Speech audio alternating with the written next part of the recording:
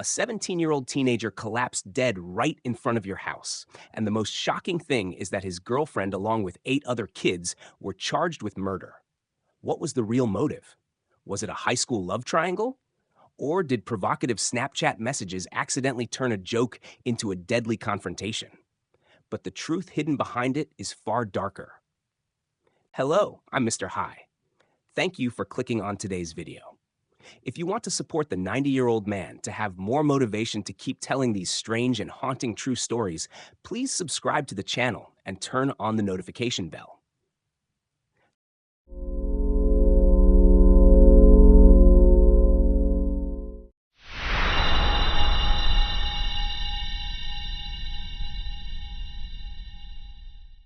We have just received new information about a teenage girl accused of orchestrating the death of her own boyfriend. Her name is Gianna Kistidmacher, a girl who once wore the cheerleading uniform, radiant in the middle of the high school courtyard. And yet now, she is charged with murder. Not only that, she is one of 9 teenagers indicted in the shocking death of Trey Wright. And then, the accusations about Gianna's behavior on the night Trey was killed made public opinion even more unsettled. Some said that in front of the crowd, Gianna seemed like a desperate girlfriend, trembling and terrified. But when she stepped away from others' eyes, her face suddenly turned cold and inexplicable, as if hiding a secret. We will dive into that detail and also explain why 7 out of 9 suspects were granted bail at just $20,000. Trey Wright, the 17-year-old boy from Johnsonville, South Carolina, was known by his friends as the life of every party. A boy who never made enemies, only brought laughter to others. Yet on the night of June 24th, Trey collapsed in front of the house of Jasmine Louderback. Jasmine was the one who rushed over, holding Trey as he struggled to take his last breaths. Beside her, her father and a police officer tried desperately to save him, but it was all in vain. Trey drew his final breath later at the hospital, leaving the entire town in utter shock. Among the 9 teenagers charged, most were just acquaintances who barely knew Trey.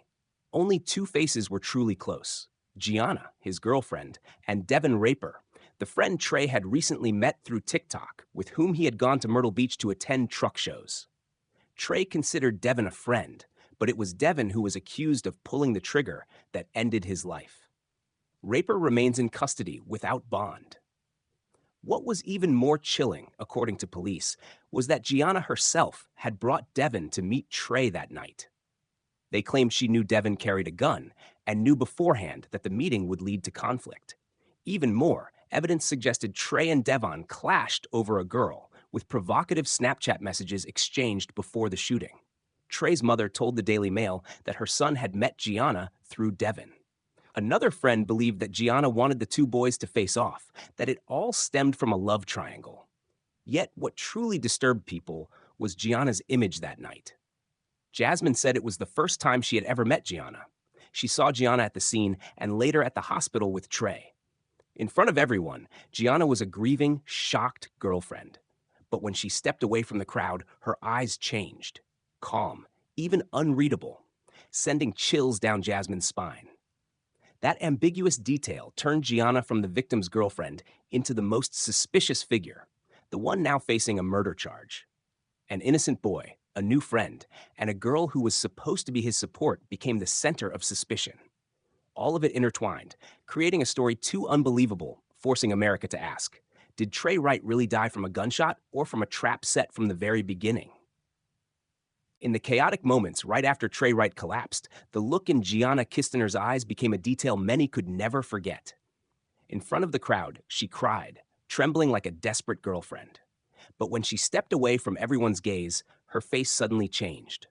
Calm, almost cold. Jasmine Louderback, who was present at the scene, recalled her shock. I couldn't understand it. When she was with us, she was panicked. But when she stepped away, she looked strangely calm. Gianna called her parents, her voice shaking, but the way she spoke to them on the phone still carried an inexplicable composure. That very contradiction planted in the hearts of witnesses and the community a chilling suspicion. Had she known all along what was going to happen? Gianna's name quickly appeared in police records. At first, she was only charged as an accessory before the fact, but later, the charge was raised to murder, a turning point that shook public opinion. Because this was no longer about a teenager accidentally involved, but about whether she could have orchestrated the tragedy herself. The list of suspects continued to grow. A total of 9 teenagers were charged. 2 of them were minors, so their names were not released. Devin Raper, accused of being the shooter, and Hunter Kendall were the only 2 denied bail. According to police, all the other suspects knew Raper had a weapon on the night Trey died and understood that a confrontation would take place. The arrest report also revealed a detail that sent chills through many. That night, Trey Wright walked up to the car where Raper was sitting, banged hard on the window, and immediately afterward, gunfire erupted. Inside the car, besides Raper, was another person wearing a ski mask. This image made the picture of the case even darker, like a script set up in advance. Yet while the community waited for justice, another shock struck. 7 suspects were released on bond at only $20,000 each. For a charge as serious as murder, this amount was far too low, almost unbelievable. The people of South Carolina were outraged, Trey's family devastated, and America began to ask, where was justice? Attorney Tyler Bailey, a civil rights and criminal law expert, called this an unprecedented case. He explained that police and prosecutors relied on the hand of one, hand of all doctrine, meaning the hand of one is also the hand of all. This principle had been applied in cases involving guns or drugs, but rarely in murder cases, especially one involving as many as 9 teenagers. The purpose, according to Bailey, may have been to send a deterrent message. Young people should beware. Never assist someone carrying a weapon or join a violent confrontation. But at the same time, the unusually low bail sparked suspicion. Was this a way to pull all the suspects into the legal process and then gradually negotiate, pressure them to confess, or force them to cooperate? Meanwhile, Raper, the one accused of pulling the trigger, remained in custody without bail. Prosecutors, if they want to bring this case to trial, will have to prove something extremely difficult: that the others who were with him that night knew Raper had a gun, knew violence was intended, and even knew that killing was a possibility. Without proving that, the charges against the other teenagers could collapse. Amid the legal debates, the image of Trey Wright, the cheerful boy loved by everyone, kept returning. A painful reminder that behind the numbers and indictments was a life lost forever. And the more people looked at the truth, the more chilling it seemed. If everything police believed was true, then this tragedy did not come only from a bullet, but from the complicit silence of an entire group of teenagers on that fateful summer night. Prosecutors are facing a massive challenge. How can they prove that the group of teenagers truly knew Devin Raper had a gun, knew a confrontation would happen, and still chose to go along? Legally, charging them as accessories before the fact was already severe, but proving they all participated in murder with clear intent is an almost impossible hurdle. This only fueled public unease, because if the evidence is not strong enough, could some walk free while Trey Wright remains gone forever? In this complex legal picture, the name Gianna Kirsten Macher stood out most of all. She was not only Trey's girlfriend, but also the first accomplice arrested alongside Devin Raper. Police believe Gianna was the orchestrator, the one who brought Raper to meet Trey, even though she knew they were in conflict and that Raper was armed. At first, she was only charged as an accessory before the fact, but later the charge was raised to murder. That change stunned everyone, because now Gianna was no longer just someone on the sidelines, but seen as the person who directly led the tragedy. The difference between the charges was clearly explained. Accessory before the fact means helping or creating the conditions for the crime to happen. Accessory after the fact means helping the perpetrator after the crime was committed. But murder is the highest charge, not just helping, but directly taking part in ending a life. The very change in Gianna's charge shocked and unsettled the Johnsonville community. Behind it all, the hand of one, hand of all law was cited once again. This principle, from a 1988 South Carolina Supreme Court ruling, allows responsibility for the entire group if one person commits the crime. And when applied to Trey's case, it turned 9 teenagers into 9 murder defendants. But the public was even more stunned to learn that instead of being held, 7 of the 9 suspects were granted release on bond of only $20,000. The outrage peaked on August 6th, when two 17-year-old suspects, Brylan Thompson and Jaden Auclair, posted bond on the same day and immediately uploaded a celebration photo outside Florence County Jail. In the Snapchat photo, Auclair flashed a peace sign while Thompson posed with a finger in his mouth, as if showing off metal grills. The caption included a racial slur that sent outrage boiling. Trey's family and the community saw it as shameless, turning the boy's death into a mockery. Not only that, another name also emerged: Karen Belviso. On June 25th, just one day after the case, Belviso posted a GoFundMe appeal for Trey's family. She wrote with deep emotion that Trey was her friend, that anyone who had ever met him loved him, and ended with the initials LLT, Long Live Trey. But then Belviso herself was charged with murder. Her lawyer pushed back, declaring his client innocent and vowing to fight to the end. For the public, this only deepened the suspicion. What was real and what was just a mask? The Trey Wright case became an extraordinary legal maze. A kind-hearted teenager lost his life. 9 young faces were turned into murder defendants. Social media erupted with infuriating images, and lawyers scrambled to explain every legal concept to the public. But behind it all, the agonizing question remained: did Trey die from a single gunshot or from a web of bad choices, where friendship, love, and betrayal mixed into a nightmare no one could have foreseen? Police insisted they did not take lightly the decision to charge so many teenagers at once. But in the end, behind the cold indictments lay a painful truth. A boy loved by an entire town with a wide-open future ahead of him had his life stolen on a fateful summer night. And to better understand that tragedy, people turned to the closest witness: Jasmine Louderback, the girl who rushed to Trey's side in his final moments, who always considered him a little brother. Jasmine said Trey had first just been a neighborhood friend, but soon became like family. He was at her house almost every day, playing, eating, and so close that she saw him as a second little brother. The night Trey was shot, when Jasmine ran outside, he was sprawled across the street. Her father bent down, unable to perform CPR in the usual way because the bullet had struck his lung. All he could do was press on Trey's chest to help him breathe a little longer. A police officer stood right beside him, trying to assist. Jasmine knelt next to Trey, holding his hand, whispering in desperation, "It's okay, Trey. Don't say anything. Just try to breathe. Stay with us." That feeling, Jasmine said, was like a shock that made her body move on pure adrenaline. She couldn't let herself leave Trey's side, even though what she saw before her was something no one should ever witness. In a fleeting moment, she realized she still needed to call Trey's mother or grandmother so they could make it to the hospital in time. But deep down, she knew she was watching a piece of life being torn away, and nothing could change it. Before that horrifying moment, the afternoon had been completely ordinary. Trey and his friends had gone to the small river near Jasmine's house, playing, jumping off the bridge like on any other summer day. Back home, the group continued teasing each other, laughing in the yard. No one could have imagined that just a few hours later, it would all turn into a tragedy. Jasmine's house had long been the gathering place for kids in the area. Many parents didn't let their children wander far, so her home became the meeting point, a safe place where everyone was welcome. In this small neighborhood, people treated each other like family, not bound by blood, but bound by love. Anyone who came felt safe because everyone kept an eye out for one another's children. But it was right there, in the place that felt most peaceful and familiar, that Trey collapsed under the streetlight, leaving behind a wound that the community could never heal.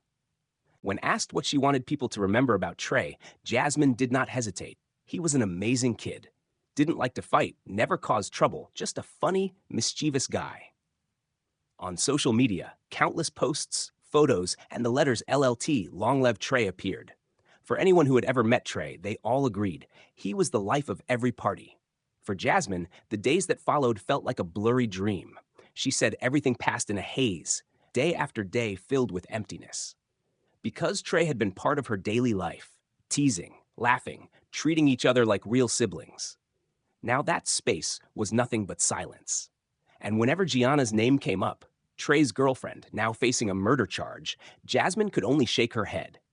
How could she believe that a girl Trey had once loved wholeheartedly, someone he trusted completely, was the very link in the chain of events that led to his death? An innocent boy? A family bonded like blood, a close-knit community that seemed unbreakable. Yet in just one night, June 24th, it all shattered, leaving behind a terrifying truth. Death can come for anyone, even in the safest of places, and sometimes it comes from those we trust most. Trey Wright had set everything aside to fully commit to his new relationship with Gianna, but the tragedy left people bewildered. Among the 9 teenagers charged in connection with Trey's death, most were complete strangers.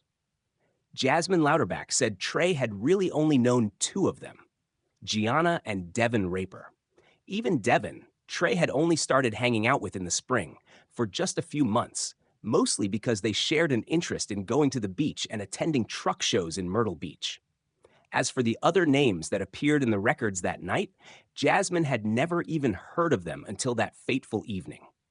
Seeing all the mugshots in the news, reading the long list of charges, Jasmine still couldn't believe it. She said it was hard to understand how so many people could gather around Trey, knowing something bad might happen, and yet no one stopped it. No one warned him to walk away. For Jasmine, it all felt like a cruel joke Trey had been pulled into by accident. The relationship between Trey and Devin had never had any conflict. They were simply friends who hung out, occasionally meeting up at the beach. Devin had never even come to Johnsonville to visit Trey, but on TikTok and in real life, they saw each other as friends.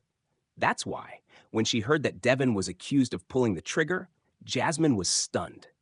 She had never thought his name would be tied to such a crime, because Trey was not the type to make enemies, let alone start fights. As for Gianna, that night was the first time Jasmine met her.